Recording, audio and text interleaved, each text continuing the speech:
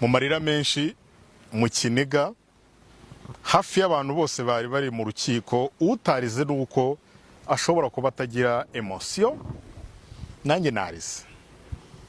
DC Clement ati bwana perezida w'urukiko nimutamfungura isaha n'isaha muri gereza hondi nzumva inkuru ko umugore wanjye yabaye paralize.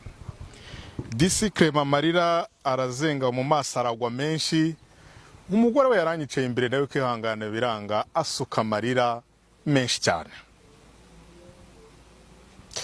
Ubushinjacyaha buti ubuyobozi bw'iki gihe ntacyo bumaze. Ayo niyo magambo ngo DC Clement yakoresheje. DC Clement arongera ati jenoside yakorewe abatutsi yabaye mu 1994 irongeye iragarutse, ibyo ndi kubona ni nka jenoside yakorewe abatutsi. Umuyobozi w'umurenge ubwo DC Clement ari kumwe na Mustesi Scovia ndetse n'umuvugizi wa polisi naranze kumuvuga ariko ubwo yamwivugiye mu rukiko, umuyobozi w'umurenge ati wowe uratinyuka ugakuramo ijisho enjeniyeri w'umurenge, kandi enjeniyeri w'umurenge nta kibazo afite. Mumbarize Ndahiro Valence Papi kira kiganiro ko twari twamubujije kugishyira hanze, kuki yagishyize hanze? Nari nabivuze, nabonye benshi mwaranteye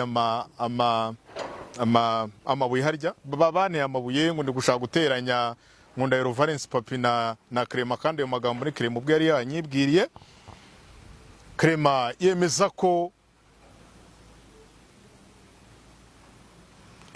ibyabaye nta kurwanya ubutegetsi buriho, ndetse ko yavutse 96 katazi ubutegetsi bwa mbere na kubuyobozi bwa mbere ngo wenda bugereranye n'ubuyobozi buriho. Ati navutse 96 nzi president umwe His Excellence Paul Kagame dukunda kandi twemera, none se ndamurwanya mugereranya n'ubuhe buyobozi bundi tuzi? Reka twinjire mu rubanza sasa yivi.